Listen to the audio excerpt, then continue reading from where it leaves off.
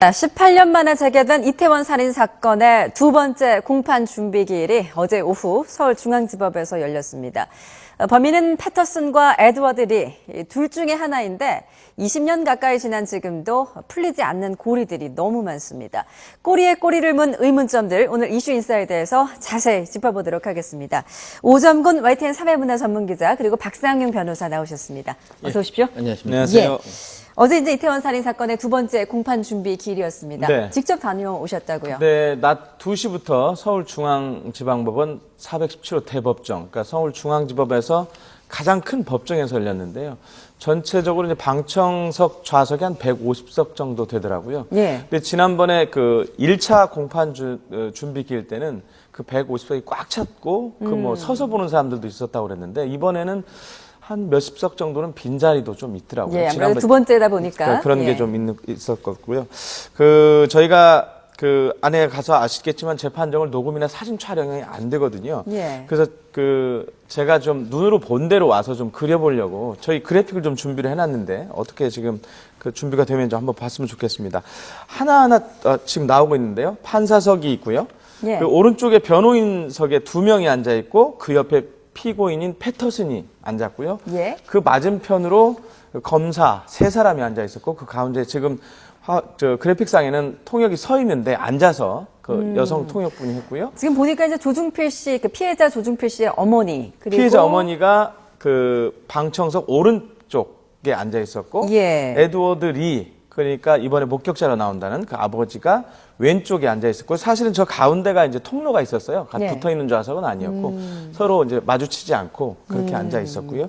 그 통역이 있지만은 하나하나 통역을 하다 보니까 원래 어제 예정됐던 그 시간이 2시부터 한 대략 4시까지였는데 5시, 그러니까 3시간이 넘게 예정 시간을 훨씬 넘기면서 걸렸고요. 진행이 됐군요. 네, 공방이 좀 뜨거웠는데 두 가지였었습니다. 공소시효가 지난 거 아니냐라는 게 있었고 두 번째가 이제 일사부재리 원칙에 어긋나는 거 아니냐 이거였고 검사는 비교적 짧게 설명을 했는데 변호사는 상당히 길게 자세하게 설명을 했고 일단 뭐 좀 이따도 하겠지만 일단 결정이 된 거는 에드워드 리가 11월 4일 날 오후 2시에 나와서 예. 그 증언을 하기로 차근차근 했고요. 좀 쟁점을 짚어보도록 할 텐데요. 네. 어제 패터슨이 적극적으로 자신의 이야기를 하면서 범행을 좀 부인했다고요. 예, 패터슨도 그렇고 변호인도 그렇고요. 예.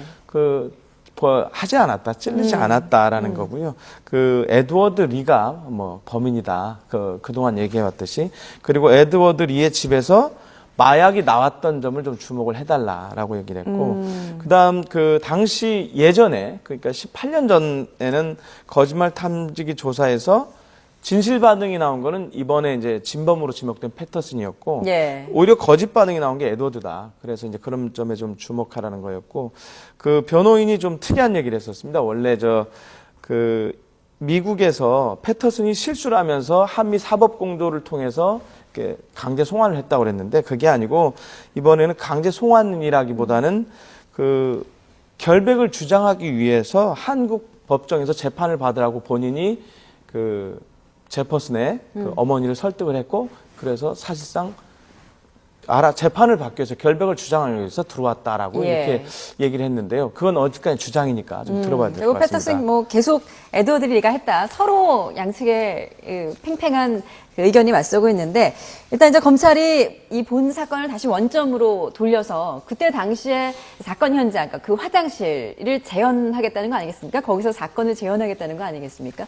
경찰로서도 오랫동안 일을 하셨었는데 이렇게 범행을 다시 재현을 하면 밝힐 수 있을까요? 어떻게 보세요? 현장 재현이 상당히 중요합니다. 예. 왜냐하면 현장 재현 없이 진술만에 의해서 하게 되면은 판사가 판단하기가 어렵거든요. 예. 근데 문제는 뭐냐면은 그 당시에 이태원의 햄버거 집에 화장실이 지금 없어졌다는 겁니다. 저희가 갔다 왔었죠. 예. 그러면 과연 이거를 그 당시에 현장에 맞게끔 어떻게 물론 세트를 해가지고 재현한다고 하고 있는데 어떻게 재현을 할 것이고 현장 검증을 할 때 과연 패터슨만 참석하느냐 그다음에 에드워드 리도 참석하느냐 또 그 피해자 조중필 씨의 대역은 누가 하느냐 왜냐하면 그 당시에 키와 몸무게가 비슷한 사람을 해야 되거든요. 그리고 그 당시에 과연 진술서 법정에 그 당시에 재판에 있던 수사 기록과 그 공판 기록에 나와 있는 진술서대로 어떻게 세트장을 잘 만드느냐. 예. 이게 상당히 중요하기 때문에 재판부에서도 이 현장 검증은 맨 마지막에 하는 방안을 검토해 보겠다. 예. 그때 사건 현장과 거의 똑같이 재현하는 게 관건이다라는 말씀이시군요. 그렇습니다. 그 예전에 이미 한번 만든 적이 있고요, 검찰에서. 예. 이번에 다시 만드는 거고, 어제 이제 재판부 판사가 그 이번 저 재판 마지막 부분에 그렇게 할 것이니까 검찰에서는 준비를 해달라는 예. 그 얘기를 어제 그 분명히 했고요. 그다음에 변호인 측에서는 패터슨뿐만이 아니고 에드워드 리도 그 현장 검증에 같이 참여해야 한다고 강하게 주장을 했고요. 예. 재판부에서도 비교적 상황 나중에 판단을 하겠지만 비교적 긍정적으로. 그러니까 그렇게 패터슨 하는 쪽으로. 측에서도 에드워드 리도 함께 검증을 하면 굳이 사건 현장 검증을 반대하진 않겠다라는 입장이군요. 네, 검증은 하게 돼 있으니까 예, 어차피 예. 그러니까 혼자 할 것이냐 두 사람이 같이 할 거냐는 부분인데요. 그리고 이제 검찰의 지금 현재 공소장이 공개가 되지는 않았지만 예. 이 범인은 둘 중에 하나일 수도 있고요. 둘 다일 수도 있습니다. 지금. 예. 왜냐하면 공범으로 기소가 됐는데 다만 에드워드 리는 이미 앞선 재판에서 대법원에서 무죄가 났기 때문에 기소가 안 된 것이지 공소장에는 공범으로 기소가 돼 있습니다. 예. 그리고 이제 검찰이 또 내민 반격 카드 가운데 하나가 지금 에드워드 리하고 패터슨의 그 진술을 가지고 또다시 어떤 해석을 했더라고요. 어떤 내용인가요? 예, 진술 분석 기법이라고 그래서 이번에 지금 검찰에서 이제 하고 있는데요. 예. 예전에 이제 과거에 그 경찰에 붙잡혔거나 또는 이제 기소 과정에서 두 사람이 했던 말을 그 판사가 잘 분석해 보라는 얘기했는데 예, 지금 그러니까 패터슨의 주장은 에드워드 리가 이 대변기 칸, 그러니까 화장실에 사람이 있는지를 확인한 후에 조시를 찔렀다라고 주장을 했고, 네.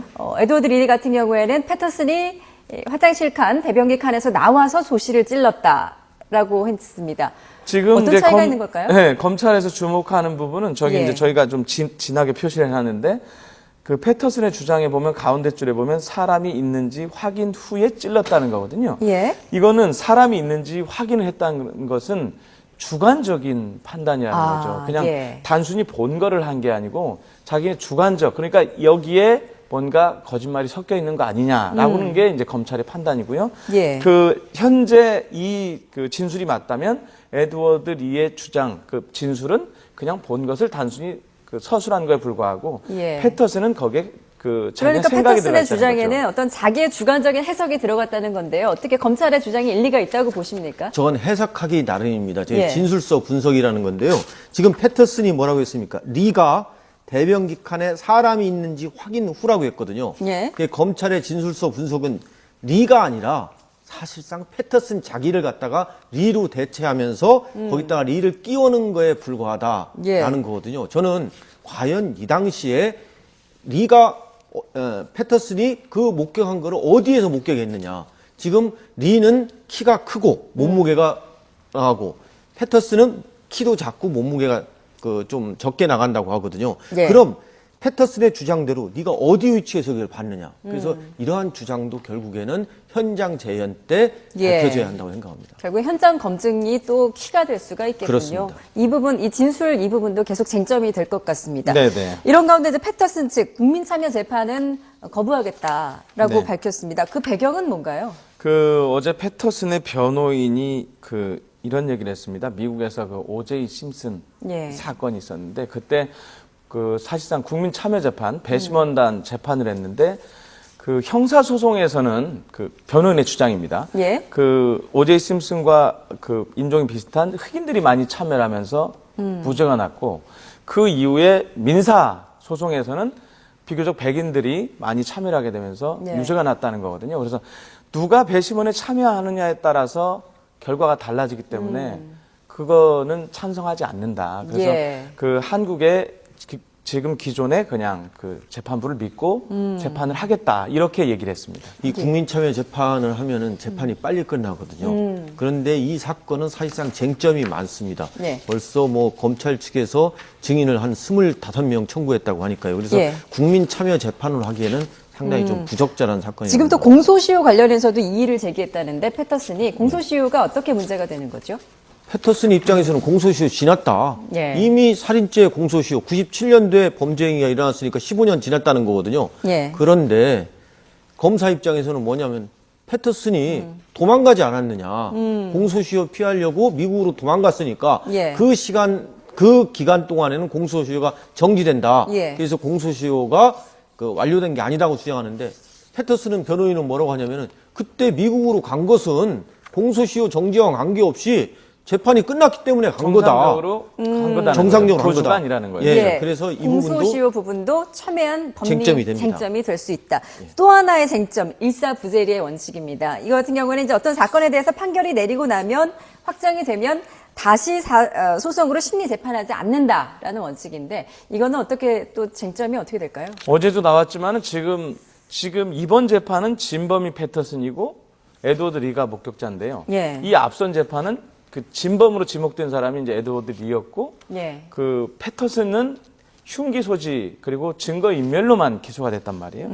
근데 이 검찰에서는 이게 일사부재리가 아니다 이렇게 얘기하는데 왜냐하면 기본적인 사실관계가 동일한지 여부를 에 따라서 예. 달라진다는 건데 예를 들면 아까 말씀드린 대로 사건은 비슷한 게 보이지만은 내용 자체가 완전히 범죄 사실 자체가 다른 거죠. 예. 증거 인멸과 그 흉기 소지하고 이번에는 패터슨이 직접 찔렀다, 살인을 저질렀다는 살인죄로 기소가 됐기 때문에 예. 그 일사부재리가 아니라는 거고요. 그 변호인 측에서는 그게 그 사건 아니냐는 건데 이게 과연 어떻게 그 판단이 될지는 재판부에서도 이 재판을 진행해 나가면서 이 일사부재리 논란에 대한 입장도 밝히겠다고 얘기했습니다. 일단 다음 공판 11월 4일로 정해졌습니다. 변호사님 다음 공판에서 좀 중요하게 봐야 되는 관전 포인트 어떤 걸까요? 에드워드 리의 증언입니다. 예. 과연 에드워드 리가 법정에서 증언을 하면서 검찰 쪽은 어떻게 신문을 할 거고 또 변호인은 어떻게 반대 신문을 할 것이냐. 이게 가장 큰 이 사건의 핵심 포인트라고 저는 생각합니다.